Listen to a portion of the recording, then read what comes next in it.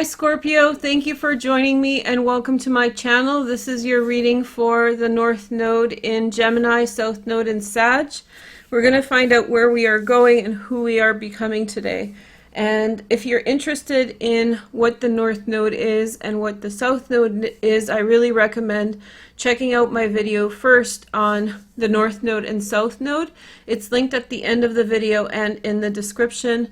We're going to just get right into the astrology. I'll highlight some key times for all of us to focus on, and I'll also explain what it means for your sign. So the North Node has moved into the sign of Gemini on May 5th, and the mean node, which is another calculation of the North Node, moved into Gemini on will move in on June 4th. The South Node is polar opposite to the North Node, and so the same dates apply. Both of the transits will leave these signs for Scorpio Taurus axis on January 2022. So it's about a year and a half of this transit. For you, this is happening in your 8th house. For the North Node, the direction of your life. The South Node is happening in your 2nd house. Overall, this is a very big money transit in which you release attachments to things that may be holding you back from being as financially successful as you want to be in your life. And furthermore, there will be a push towards attachment and entanglement with other people with regard to financial prosperity, or with regard to financial matters. You will be more building interconnections with other people regarding finances and money. Also, there will be a big push for you towards the occult. In the video, the collective reading, I told you guys about how this is very similar to the last transit, in which the North Node and the South Node were mostly alone by themselves, transiting without any transits around them for the last year and a half. This created a feeling of wanting to get somewhere, but it being very hard to get there without having supportive transits in that area, or without the annual transit of the Sun and Mercury and all the planets that happen to be with it. So we're going to see the same kind of pattern with the North Node in Gemini. It's going to feel like we're going to want to achieve something. An idea of who we want to be interconnected with is going to come to our minds, but overall it's going to be a hard time to achieve those things. Having said that, one of these annual solar transits is actually happening right now. So that's going to happen between May through August this year, in which the Sun, Venus, Mercury, Vesta, who is a asteroid, are transiting in your 8th house. For you, this is going to be a big push towards something of integration with others financially. This could be a marriage. This could be some kind of interdependence, financial interdependence in a new direction with someone or with your family.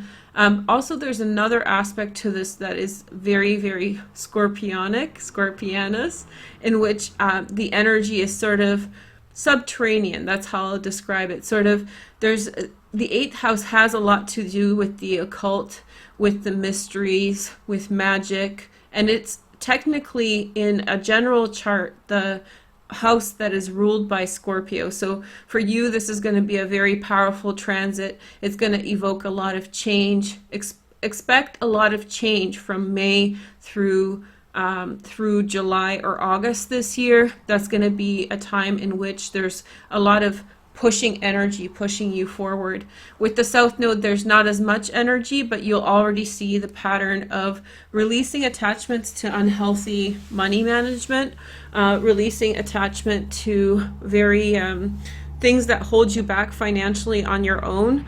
This is a time when you may release your connection to things that no longer allow you to be as financially successful as you want to be. And also your thinking, the way you think about money will change starting already in May. So the next transit I want to highlight for you, there's only 3, is in October through December this year. And I alluded to this in our collective reading, but I want to show you guys this in the chart. So here's a perfect example of the North Node being by itself that really evokes in us a feeling of wanting to achieve something. You want to go and connect with someone or something financially. You desperately are seeking change, but there's no avenues for that, or it's hard to find an avenue through that. Of course, Gemini people or people with Gemini transits will help you with that, but you will ultimately be waiting for the transits in May to really do the majority of the work. You're the first sign I'm doing this for, so I forgot to mention that this transit will happen May through August this year and about May next year. So you'll have 2 opportunities for that, and also the eclipses, which I'll talk about in a little bit. There'll be how many eclipses? I think there's going to be 2 eclipses this year. In altogether, there are only 2 eclipses in Gemini. The only eclipse, new moon eclipse, is going to happen next year in May in Gemini in 2021. So that's going to be the big push. So you need to be patient, in other words, as to getting to go where you want to go. Okay, so just patience with that. There's going to be a full moon eclipse in Sagittarius this year, however, which is going to really push you in that summertime period towards things that have tangled you up, that don't allow you to be as free to choose exactly where you're going financially or how your finances work. And it's going to be liberating. You're going to feel much better for having to gone through that. Of course, I'm going to do the videos for the eclipses. I just wanted to foreshadow. So this is a chart. I'm going to show all the signs. And this is a particularly challenging transit that I'm seeing manifest or evolve in the latter part of the year. And I'm saying that not to be disparaging. I'm saying it because I feel as though we have a responsibility. I think a lot of people are in shock from the beginning of the year. I think a lot of people are struggling. And I think it's important for us to remember that we're now building up to a very complex transit at the end of the year that involves several houses. It's not as concentrated as the one at the beginning of the year. And whatever we do in the summer months, when there is all this activity that I was showing you guys, that will translate into how successfully we manage this following transit. So what's going on? Well, in September to October, Mars goes retrograde in your 6th house. This for you will trigger a series of events in which you will in some way renegotiate the way that you do your work. There's going to be some kind of a release or rethinking of the way that you plan your time, who you are, how you apply yourself. It's a really good transit for relearning things, relearning like how to go about your day, integrating things that you always wanted to integrate, but you've never integrated. For example, exercise. This is a wonderful time for Scorpio-like people to start exercising on a regular basis, as Mars is in the 6th house. Now, that's not really what is the problem or what is the complexity, but that's the behind the scenes energy. The difficulty comes in with Lilith entering into Taurus. So we know Lilith is a pain in the butt. And then she's going to form a connection with Uranus. So Uranus is a neutral planet. It's gender neutral, but it is very susceptible, like a sponge, to the energies around it. So when it has a benefic energy next to it, it does great. When it has a malefic energy like Lilith, it really soaks that up. Lilith and Uranus in Taurus at about 9 degrees will then begin to semi-square the North Node. Suddenly, in late October, early November, the opportunities or the problem-solving abilities we have as a group, as a collective, but also individually as your sign Scorpio, will become somehow lessened. So your ability to problem solve the things to do with change, the things to do with shared expenses, if you're involved in some kind of magical works, metaphysical works to do with the occult, suddenly things can get very complicated very fast with not too many possibilities to resolve.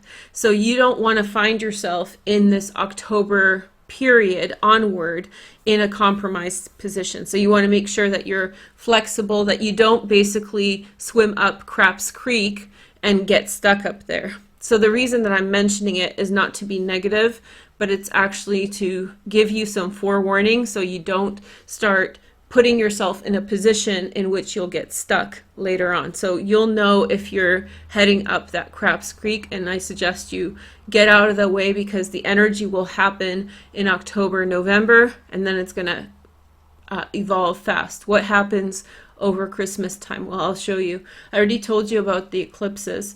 So first off, we have a full moon in Gemini in your 8th house. That's going to be an eclipse on November 30th or 29th. And so in that moment, something's going to change in your life to do with your responsibilities towards other people financially. Then we're going to have a new moon eclipse, which is very benefic. So I feel the one that we should be watching for is this full moon one, but let me get back to that. Then we're going to have a new moon eclipse in Sagittarius on December 14th. That's going to initiate for us a way through. You are going to be focused on shared resources with others, but don't neglect taking care of your own finances. Good things will come to you in December for your financial repertoire, for financial standing. You will come to learn something, know something, and it's going to be helpful, okay? But remember, this full moon eclipse is going to change things fast. At that same time, we're going to have Lilith with Uranus creating a semi-square to this position. So we'll somehow be bound, and Lilith is going to be putting salt on wounds regarding our limitations of what we can do. So there will be a limitation with a fast change. And look what's going on here in your 3rd house. We have Saturn, Pluto, Jupiter, once again in Capricorn. Now this time there's no south node here, there's no eclipses, but still this is a mirror for everything that's happened over December, January, February this year when these planets were together in Capricorn. What they mean is that in that time period, November, December 2020, these planets will somehow reconcile and unpack whatever's happened in the early part of the year. So we're leading up to some kind of apotheosis, some kind of climax, and then ultimately there will be another type of situation, maybe to do with the ones you're facing, maybe to do with something else.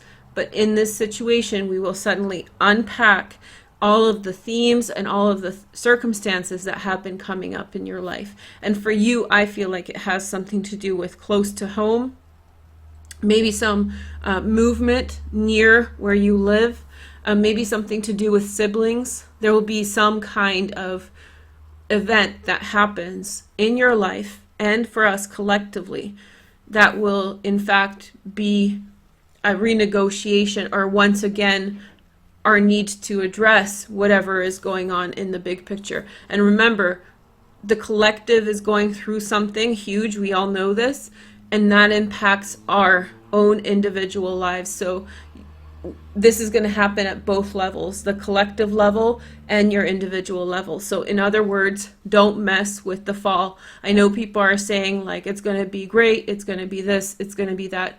Go slow and take care of yourselves, right?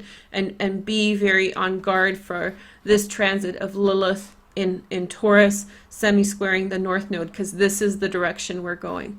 Last transit, and it's not just I'm just saying be cautious, right? Be cautious with pushing forward with goals to do with money. Be careful of any kind of overpowering of yourself or others. All that kind of stuff becomes an issue. And you know where you stand with that, so I trust your instincts, and we'll be doing lots of videos to keep up with that. And if you don't know what I'm talking about, check out that video about the North Node in Gemini that I'm linking at the end for you guys. Okay, so here's the last thing to highlight is next year in July, we have another malefic transit of Lilith, this time in Gemini. She's moved up to Gemini. She moves into Gemini in late July. But fortunately for us, Ceres, the goddess of motherhood, protection, is going to be with the North Node until the end of the transit. So again, this is to do with the 8th house, compromising circumstances to do with your money and other people. Be careful with that. Be careful of getting yourself caught in the mud. Having said that, there is going to be a very benefic feminine energy that is going to be protecting you through that time. So it's not a time in which you need to be afraid per se. I would just say be a little cautious. And I don't have the last chart, but let me just mention that the last eclipse, which is a new moon eclipse on December 4th, 2021, will happen in your 2nd house. And that's when you probably will integrate a lot of the learning that you're going to go through in the next year and a half to do with your own money. That's when I would really suggest that many Scorpios apply themselves and go forward to whatever their goals are. You are now going to be untethered, unbound to the things that you're stuck by, all the circumstances that are holding you back. You'll be able to kind of free yourself away. Now, I'm not guaranteeing you'll be able to get away from everything, but in parts, this is the transit that will allow you to free yourself from anything that is financially holding you hostage or stuck, okay? So that is going to be the time in which you move forward. The end of the year when we have a full moon no, we won't have a full moon eclipse in Gemini. Sorry, it's going to move on to Taurus and Scorpio. That when we have that new moon in Sagittarius, it's almost like an arrow being shot into our future. That final arrow, the final new moon, is going to open our future up. Okay, so that's for you guys. You're the first sign I'm doing, and I'm surprised that it's 17 minutes long, but you know, it's a big reading, so I hope you find this information helpful. So now let's take a look at the tarot, and now we're going to take a look at basically what your energy for the South Node is, okay? I want to say the North Node because it's in Gemini and this is blue, and Gemini in the chart is blue, but so first card, awareness, the Magician, okay? I think that you're ready for something with this transit. You're ready for a new beginning. And I think that like it's a part of learning and a part of growing that you're getting to be where you need to be at. Then we have the solar plexus chakra. I feel like your wheels are spinning from the beginning of this transit in the South Node. So let me show you where we're at if you're new. So we're here with the South Node. Right from the beginning, right from May, right now. And so right from the beginning, you're rearing to go with something. You feel it's almost like a hatching chick, or, you know, a caterpillar who has become a butterfly. You're ready to go. You're just waiting for the right time. Like a child who's ready to go outside and play after the winter. Let's see the next message. We have the shadow of the moon. Okay. So like I said, there are things that are holding you back through this process. There are things like maybe subtle things to do with your past, things to do with your karma. You feel that you're ready, but there are still things that you will need to address, and probably some complex things, you know, like things that have always held you back. The reason I say that I think that they're complex things is because they're residual. There's things that you weren't able to deal with before, and so now finally you get to a point where you can deal with them. So you may be very uncomfortable by things that hold you back financially, things you don't really want to face. It could be mistakes in your past. It could be things that you feel humiliated by, but it could also be difficult personal problems, ideas, and beliefs. And so through this time, you have this urgency of wanting to go forward, but then there's this also hesitancy or a shyness about which way to go. It's the things the things that are blocking you. Then we have movement, choices, decisions, the Two of Pentacles. So it's just saying go slow. Go slow. I really feel like your South Node energy is really about going slow, keeping the pace up. And then finally, when that new moon eclipse on December 4th, 2021 happens, then you'll be able to release forward. And with that, you will achieve your personal goals and your shared goals. Ace of Cups. So this is saying that a new relationship will come into your life through this time in one way or another. For some of you are seeking romance, for other people you're seeking just a friendship or companionship. But I have a feeling that there's a piece to the puzzle that's missing that will arrive in your life in the next year and a half. Then we have the heart chakra. These two chakras are my favorite, so congratulations to that. This may be a period of simply opening up. Maybe you've been hurt by trying to stand up for yourself, trying to stand up for your finances, and Scorpios do have a hard time opening up. You guys can be labeled the turtle. The turtle takes a long time to stick its head out of its protective armor, its body, once it's been scared back into it, right? So this may be simply another stage of healing, another stage of taking a step forward, another stage of feeling safer in the world and ready to confront, to go forward in the direction you want. Then you have the Two of Swords. So again, you know, we struggle within ourselves with the direction that we want. A part of you is ready and a part of you still holds back. Very normal feelings. I understand it. And usually those things are left to last because they're usually the most difficult to unwind, be it core beliefs that you picked up as a child about money. Maybe as a child you never believed that you could have money, and so you self-sabotage yourself. There's a plethora of things that could be the foundation of this, but I feel like you can't quite put your finger on it. It's not so easy to put your finger on it. And another chakra, so you're all up the Kundalini snake. You have the throat chakra. So I have a feeling that at first you're going to move very, very quietly towards the direction of what you're trying to achieve. It's going to be building blocks. Some of you may learn something new and expand the things that you know already to gain authority in the things you're talking about. And then slowly you'll start speaking in the direction you want. And then ultimately you will hit your mark, probably come next December, right? Okay, so tough energy. Now let's take a look at this North Node. So this is the direction we're going, and then I'm going to do an integrated reading with these cards for the personality types that are going to emerge for you during the North Node in Gemini. Okay, so let's do this. It's a big reading, huh? Okay, let's do this. First message, we have the Seek card. So this is telling you through this time, it is wise to start off in a patient way, despite the fact that you're rearing to go, you feel like something's on the horizon, you're excited, you want to move forward. This is saying take a step back. There's still some things that you need to take care of before you start going. You can't drive without a driver's license, not yet, okay? So you're going to get your driver's license first, and then you're going to go. Here is the next message. We have the Teach card. This is the card of community. And this is the card of shared resources, be they of the mind. I have a feeling that, let's see, it's saying somewhat like you can't teach, you can't be an authority on something until you finally go through it yourself. You have to learn it in order to share it. I have a feeling that there's also a lot to do where you're going in terms of establishing, how do you say, authority within the group that you're going to be sharing resources with. You might be studying the occult a lot.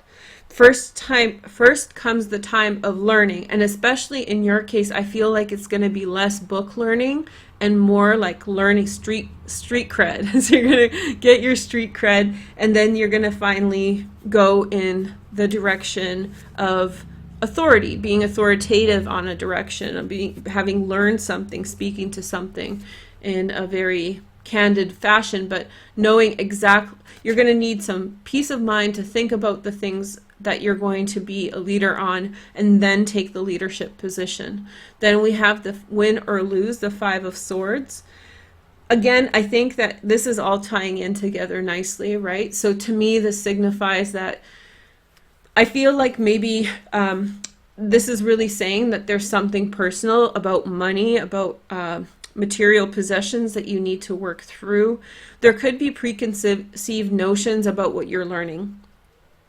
If it's spirituality, allow spirit to teach you, allow spirit to expand your knowledge so that you can really understand what it is. Remember, Scorpio, you know this energy.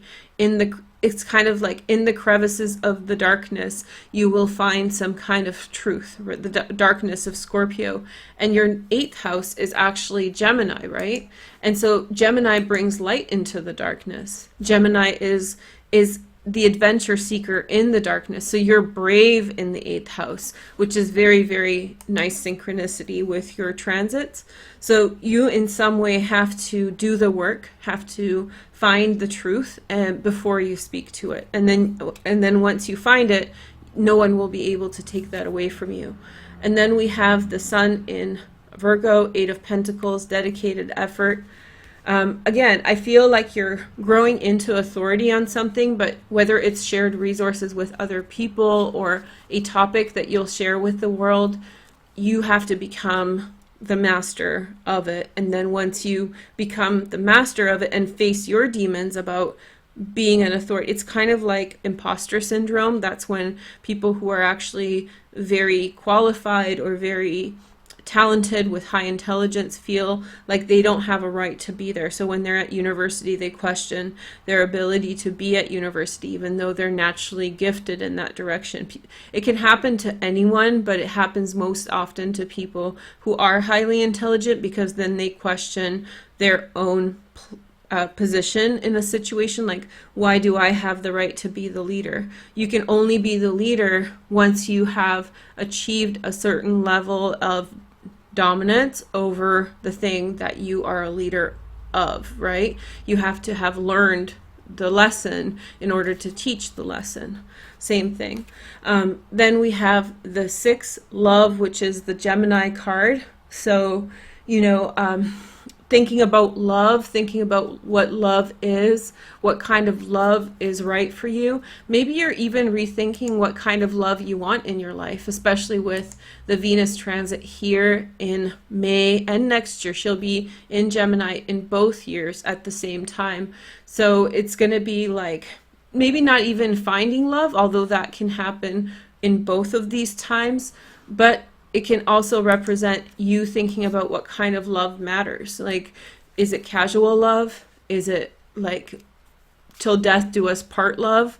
Is it, what is it about the loving partner that you want, that you seek, that you may have, that's most important for you in your life? Then we have the throat chakra. Lots of talking, Scorpio. I think that there's a lot of talking, but also when it's going to happen. When and how, that's the important factor. And where is it coming from? Is it coming from your heart? Is it coming from your ego? An ego manifestation can be a wonderful place from it to come. There's a misunderstanding that ego is always bad. Oftentimes ego is a good thing. And so where is it coming from? You come from the healthy ego. That's why it's all yellow behind this woman here, because it's coming from a place of knowledge, practical learning, hands-on information, and having faced the challenges, the intellectual challenges of, how that plays out, how that all plays out. Then we have 6 of Cups, Sun in Scorpio.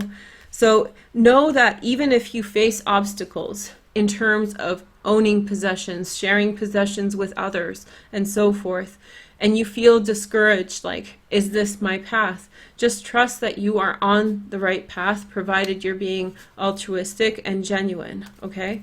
And then the last card is, 9 of Cups, dreams coming true. So that's the wish card. I think wherever you're going, I've been telling you right from the beginning, you are going to achieve. I think that your life is going to bring you opportunities, the right people in your life. There's some real high intense signs that there's a soulmate coming, a soulmate connection, but you just need to take it one step at a time.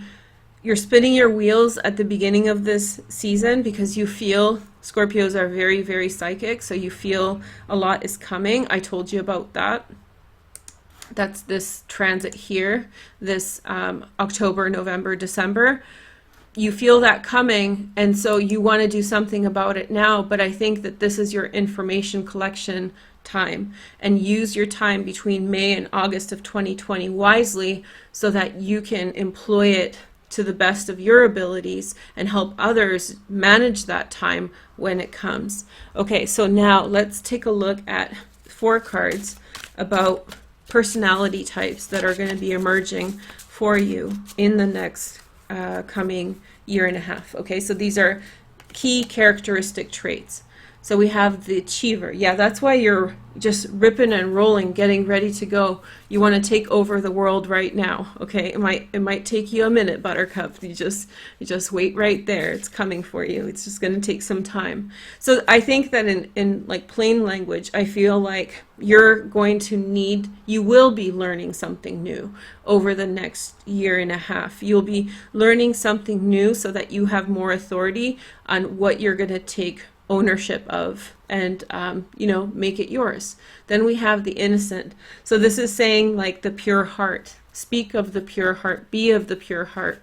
Don't fight the urge for aimless ambition. Try to be applied in what you want. Shared resources are very important, provided that we take care of them. So it's just like the earth, taking care of the earth. We possess the earth as being like the most intelligent beings supposedly on it, but we have a stewardship responsibility. It has to be authentic. And so you have to work through that energy in your personal life.